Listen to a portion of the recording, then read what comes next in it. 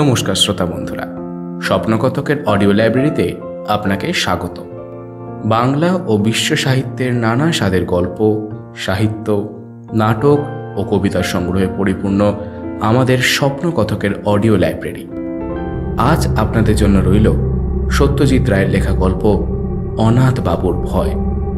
গল্পের সূত্রধার আমি সৌমিক, গল্প পাঠে অর্ণব, অন্যান্য চরিত্রে সৃজিত, দীপাঞ্জন ও সায়ন।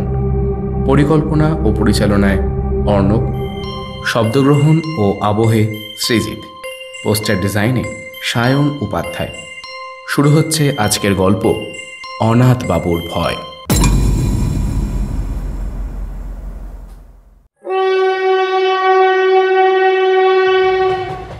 অনাথবাবুর সঙ্গে আমার আলাপ ট্রেনের কামরায়।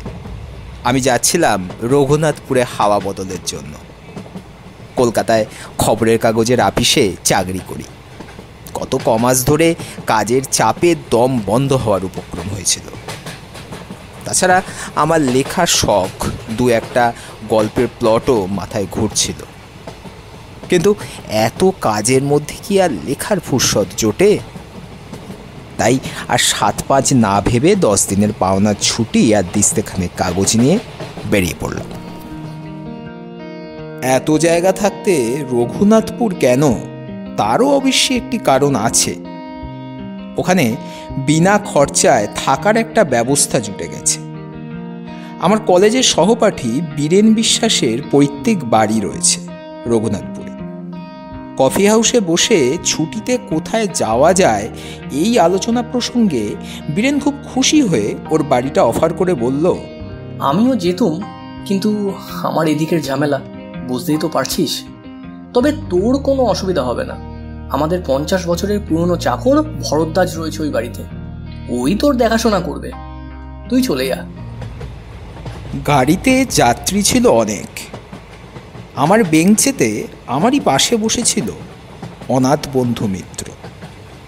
মেটেখাটো মানুষটি, বছর 50 আন্দাজ বয়স। মাঝখানে টেরিকাটা কাঁচা পাকা চুল, চোখের চাউনি তীক্ষ্ণ, আর ঠোঁটের কোণে এমন একটা ভাব যেন মনের আনাচে কানাচে সদাই কোনো মজার চিন্তা ঘোরাফেরা করছে। পোশাক আশাকের ব্যাপারেও একটা বিশেষত্ব লক্ষ্য করল।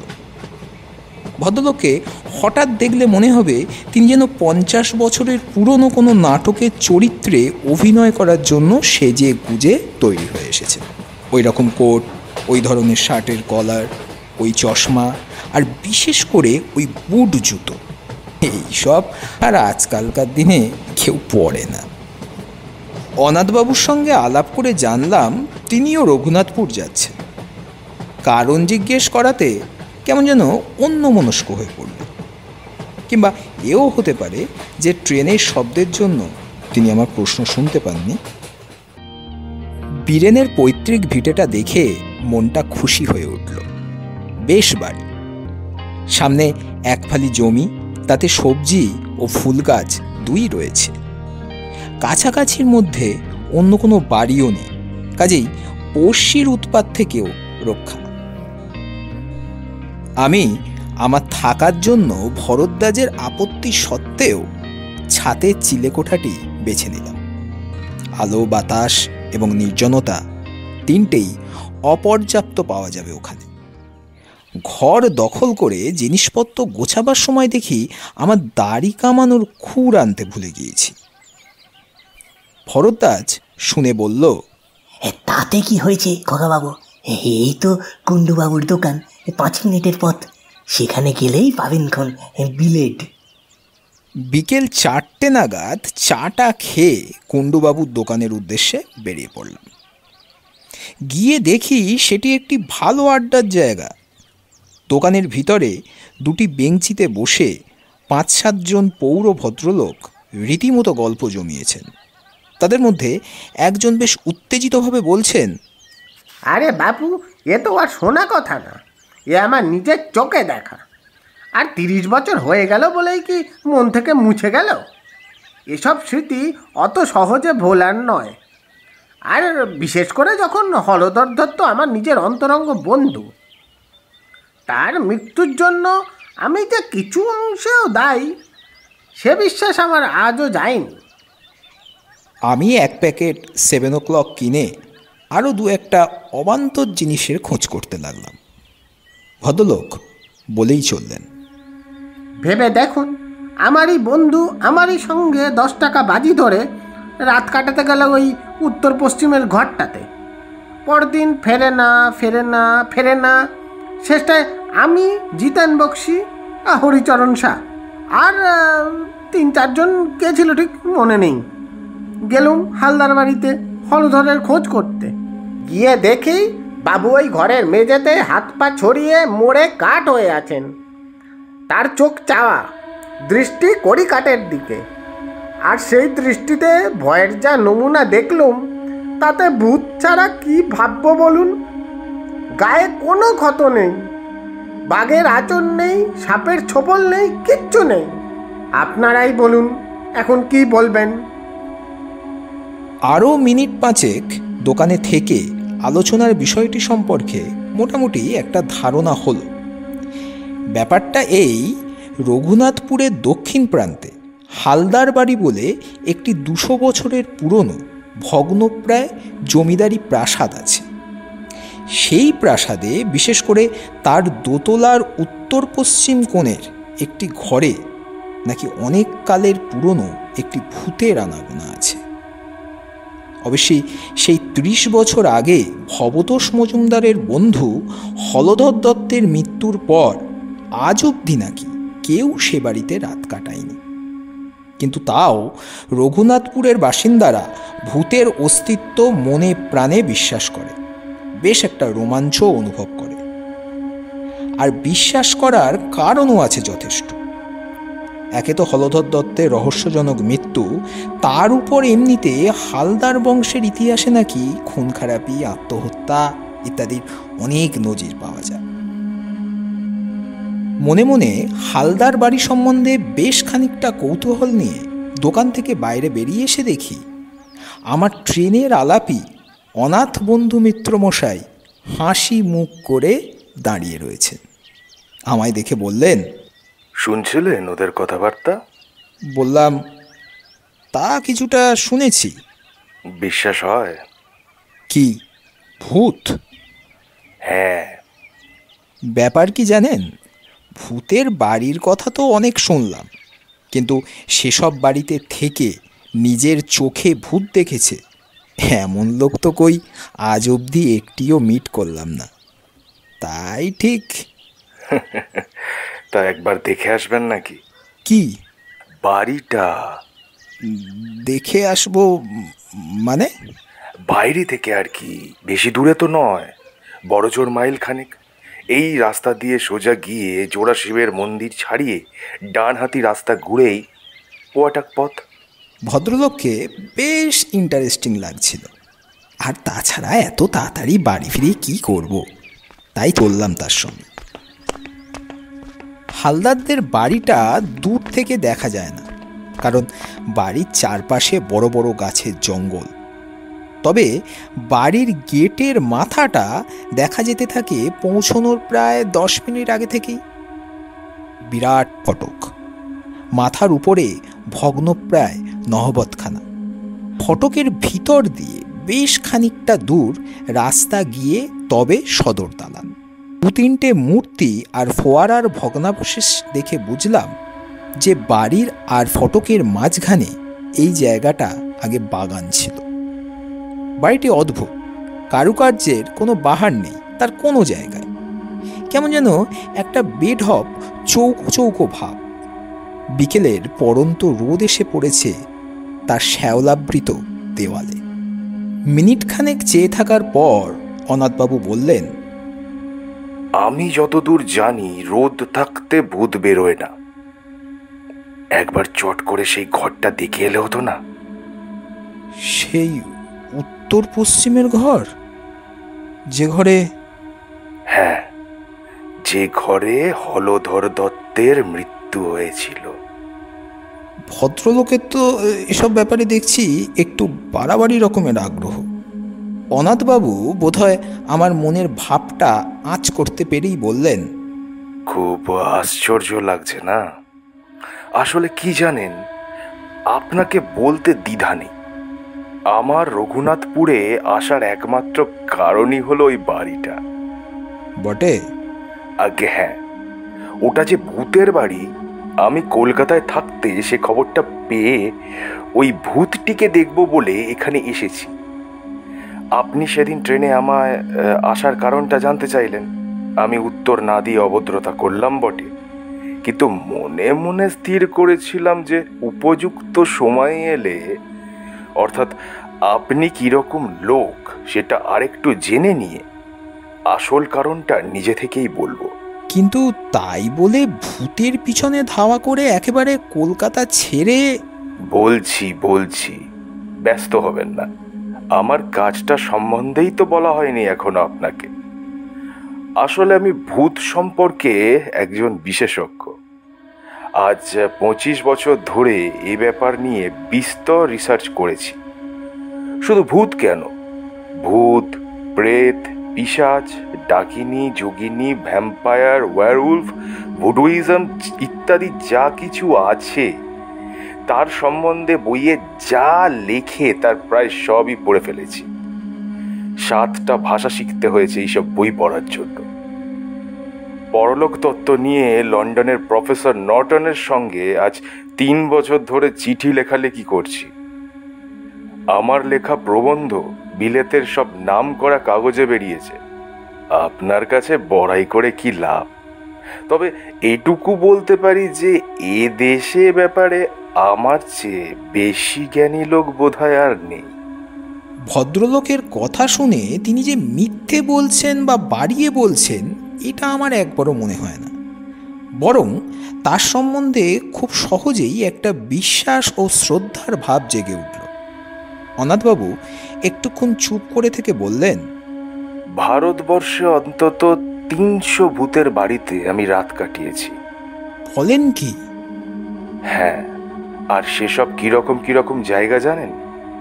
এই ধরুন জব্বলপুর, কার্শিয়াং, চেরাপুঞ্জি, কাঁথি, কাটোয়া, যোধপুর, আজিমগঞ্জ, হাজারিবাগ, সিউড়ি, বারাসাত, আর কত চাই। 56টা ডাক বাংলো আর কম করে 30টা নীলকুঠিতে আমি রাত্রি যাপন করেছি।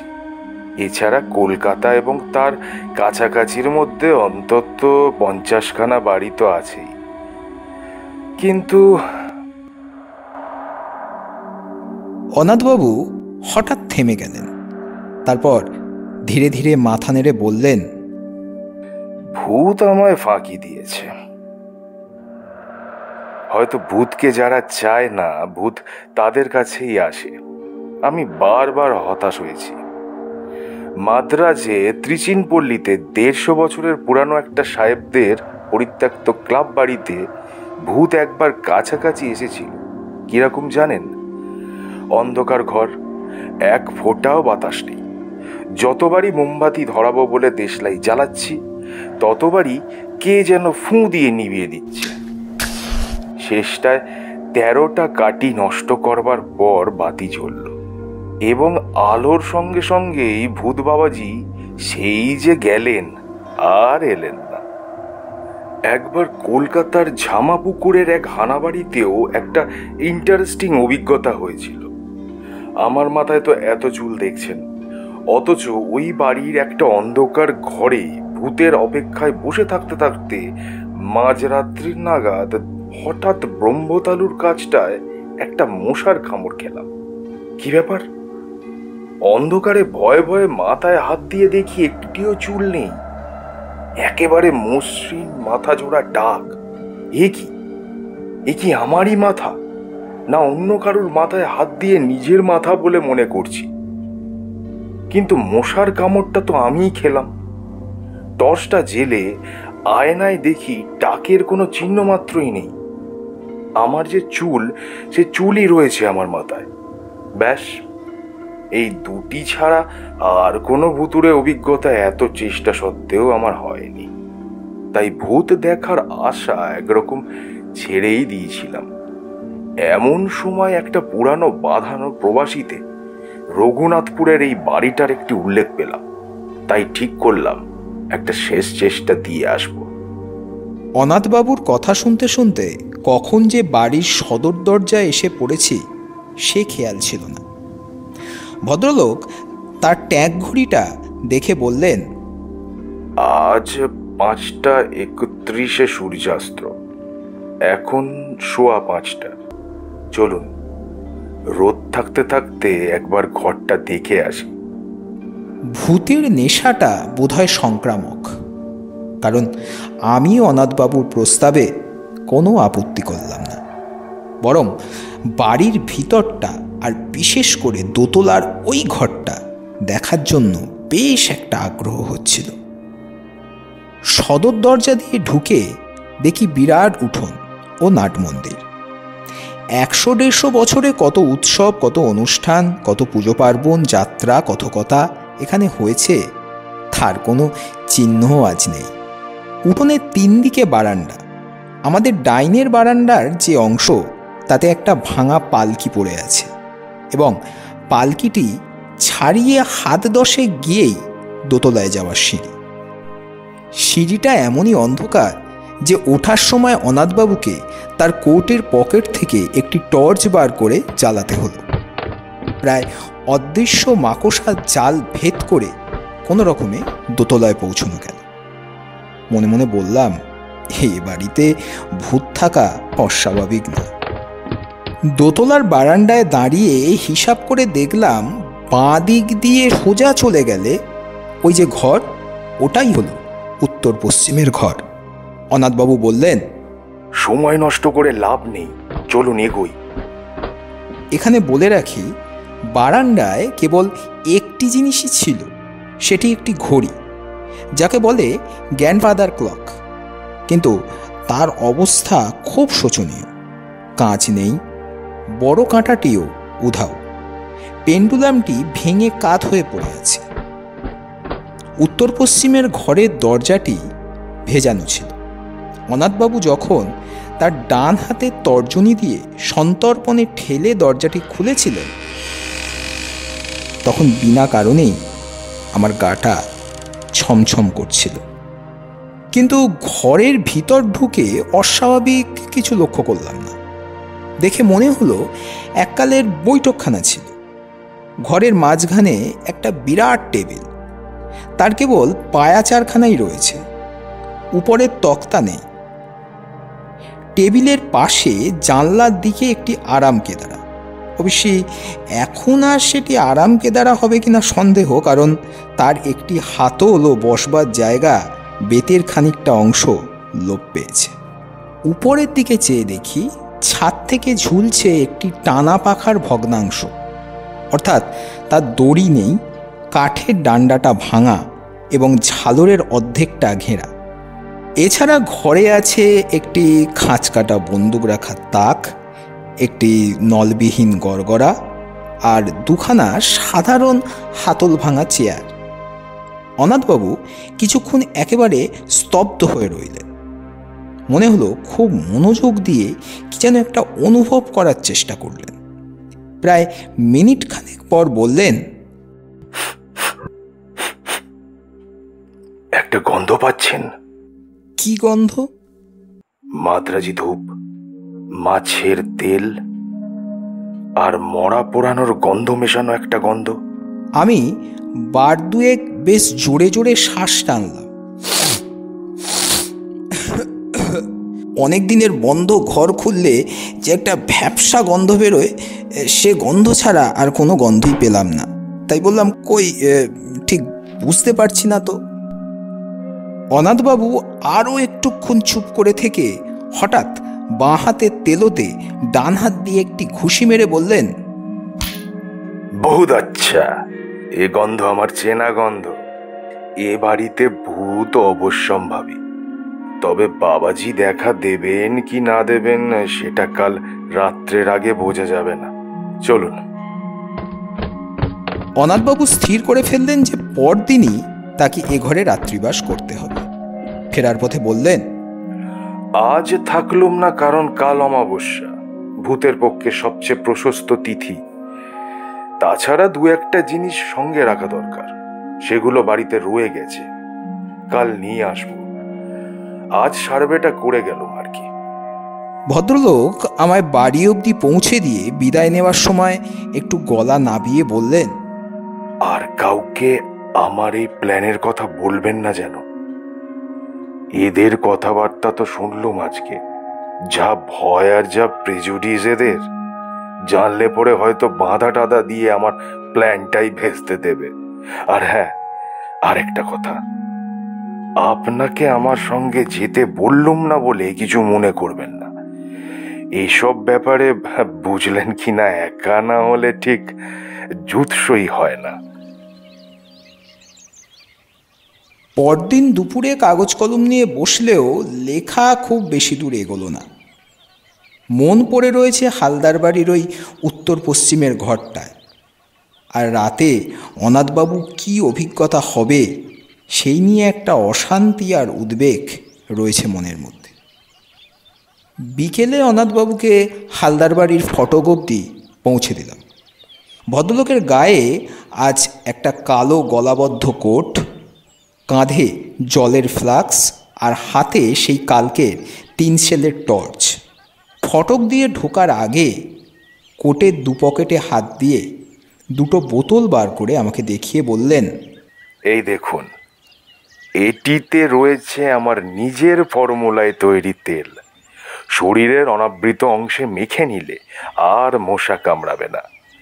আর এই দ্বিতীয়টিতে হলো কার্বলিক অ্যাসিড, ঘরের আশেপাশে ছড়িয়ে দিলে সাপের উৎপাত থেকে নিশ্চিন্ত। এই বলে বোতল 2টি পকেটে পুরে টর্চটা মাথায় ঠেকিয়ে আমায় একটা সেলাম ঠুকে ভদ্রলোক বুট জুতো খটখটিয়ে হালদার বাড়ির দিকে চলে গেল।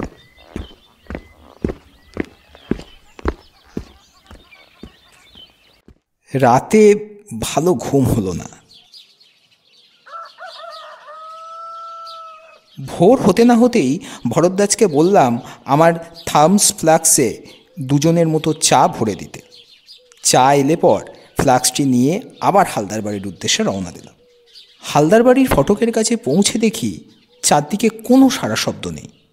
অনাথবাবুর নাম ধরে ডাকবো না শটাং দোতলায় যাব তাই ভাবছি, এমন সময় হঠাৎ শুনতে পেলাম, ও মশাই, এই যে এদিকে। এবার দেখতে পেলাম অনাথবাবুকে। প্রাসাদের পূব দিকে জঙ্গলের ভিতর থেকে বেরিয়ে আমার দিকে হেঁটে আসছেন। তাকে দেখে মোটেই মনে হয় না যে রাতে তার কোনো ভয়াবহ বা অস্বাভাবিক অভিজ্ঞতা হয়েছে। আমার কাছে এসে হাসতে হাসতে হাতে একটা নিমের ডাল দেখিয়ে বললেন, আর বলবেন না মশাই, আধ ঘন্টা ধরে বন বাজারে ঘুরছি এই নিম ডালের খোঁজে। আমার আবার দাঁতনের অভ্যেস কিনা। ফস করে রাতের কথাটা জিজ্ঞেস করতে কেমন বাঁধো বাঁধো ঠেকল। বললাম, চা এনেছি, এখানেই খাবেন না বাড়ি যাবেন? চলুন না, ওই ফোয়ারার পাশটায় বসে খাওয়া যাক। গরম চায়ে চুমুক দিয়ে একটা তৃপ্তিসূচক শব্দ করে আমার দিকে ফিরে মুচকি হেসে অনাথবাবু বললেন, খুব কৌতূহল হচ্ছে না? আমি আমতা আমতা করে বললাম, হ্যাঁ মানে তা একটু। বেশ, তবে বলছি শুনুন। গোড়াতেই বলে রাখি, এক্সপিডিশন হাইলি সাকসেসফুল। আমার এখানে আসার সার্থক হয়েছে। অনাথবাবু 1 মগ চা শেষ করে 2য় মগ ঢেলে তার কথা শুরু করলেন। আপনি যখন আমায় পৌঁছে দিয়ে গেলেন তখন 5টা। আমি বাড়ির ভেতরে ঢোকার আগে এই আশপাশটা একটু সার্ভে করে নিল। অনেক সময় ভূতের চেয়ে জ্যান্ত মানুষ বা জানোয়ারের থেকে উপদ্রবের আশঙ্কা বেশি থাকে। যাই হোক, দেখলুম কাছাকাছির মধ্যে সন্দেহজনক কিছু নেই। বাড়িতে ঢুকে একতলার ঘরগুলোর মধ্যে যেগুলো খোলা হয়েছে সেগুলোও একবার দেখে নিল। জিনিসপত্র তো আর একদিন ধরে বিশেষ পড়ে থাকবার কথা নয়। একটা ঘরে কিছু আবর্জনা আর একটা কড়ি কাঠে গুটি চারেক ঝুলন্ত বাদুড় ছাড়া আর কিছুই চোখে পড়ল না। বাদুড়গুলো আমায় দেখেও নড়ল না, আমিও তাদের ডিস্টার্ব করলুম না। 6:30 নাগাদ দোতলার ওই আসল ঘরটিতে ঢুকে রাত কাটানোর আয়োজন শুরু করলাম। একটা ঝাড়ন এনেছিল, তাই দিয়ে প্রথমে আরামকেদারাটিকে ঝেড়ে পুঁছে সাফ করলো। কদিনের ধুলো জমেছিল তাতে কে জানে। ঘরের মধ্যে একটা গুমট ভাব ছিল, তাই জানালাটা খুলে দিল। ভূত বাবাজি যদি সশরীরে আসতে চান, তাই বারান্দার দরজাটাও খোলা রাখলো। তারপর টর্চ ও ফ্লাক্সটা মেঝেতে রেখে ওই বেত ছেঁড়া আরামকেদারাতেই শুয়ে পড়ল। অস্বস্তি হচ্ছিল বেশ, কিন্তু এর চেয়েও আরো অনেক বেয়ারা অবস্থায় বহুবার রাত কাটিয়েছে, তাই কিছু মাইন্ড করলুম না। আশ্বিন মাস, 5:30টায় সূর্য ডুবেছে। দেখতে দেখতে অন্ধকারটা বেশ জমাট বেঁধে উঠল, আর সেই সঙ্গে সেই গন্ধটাও ক্রমশই স্পষ্ট হয়ে উঠল। আমি এমনিতে খুব ঠান্ডা মেজাজের মানুষ, সহজে বড় একটা এক্সাইটেড হই না, কিন্তু কাল যেন ভেতরে ভেতরে বেশ একটা উত্তেজনা অনুভব করছিল। সময়টা ঠিক বলতে পারি না, তবে আন্দাজে মনে হয় 9টা কি 9:30 নাগাদ জানলা দিয়ে একটা জোনাকি ঘরে ঢুকেছিল। সেটা মিনিট খানেক ঘোরাঘুরি করে আবার জানলা দিয়েই বেরিয়ে গেল। তারপর কখন যে শেয়াল ঝিঁঝির ডাক থেমে গেছে আর কখন যে আমি ঘুমিয়ে পড়েছি সে খেয়ালই নেই।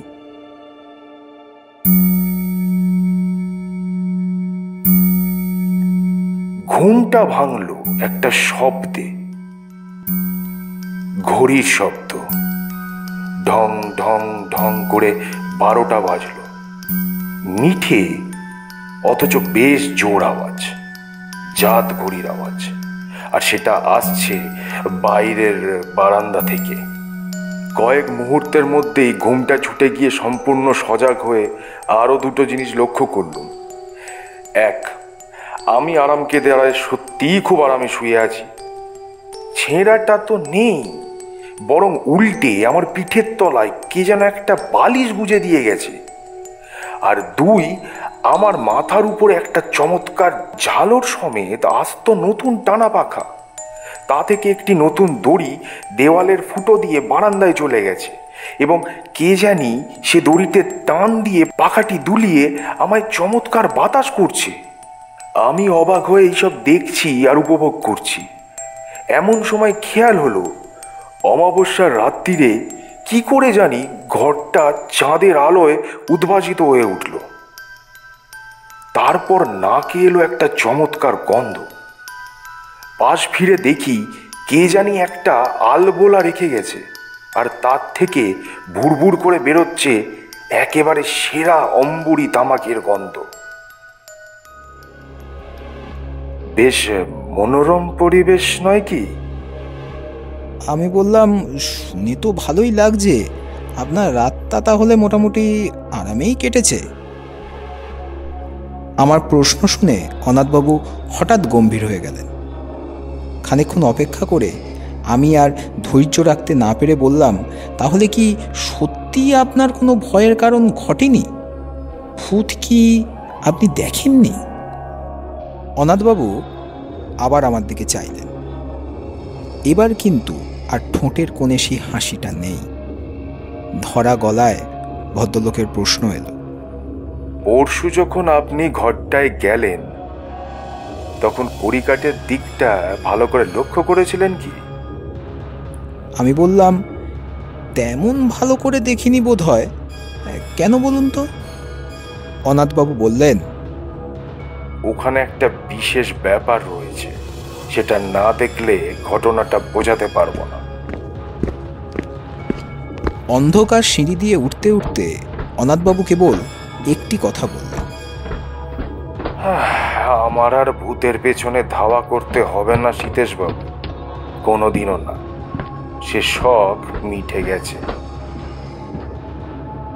বারান্দা দিয়ে যাওয়ার পথে ঘড়িটার দিকে চেয়ে দেখলাম সেই রকমই ভাঙা অবস্থা। ঘরের দরজার সামনে পৌঁছে অনাথবাবু বললেন, চলুন। দরজাটা ভেজানো ছিল। আমি হাত দিয়ে ঠেলে ঘরের মধ্যে ঢুকলাম। তারপর দুপায়ে এগিয়ে মেঝের দিকে চোখ পড়তেই আমার সমস্ত শরীর একটা বিস্ময় ও আতঙ্কের শিহরণ খেলে গেল। বুট জুতো পরা ও কে পড়ে আছে মেঝেতে? আর বারান্দার দিক থেকে কার অট্টহাসি হালদার বাড়ির আনাচে কানাচে প্রতিধ্বনিত হয়ে আমার রক্ত জল করে আমার জ্ঞান বুদ্ধি চিন্তা সব লোপ পাইয়ে দিচ্ছে। তাহলে কি?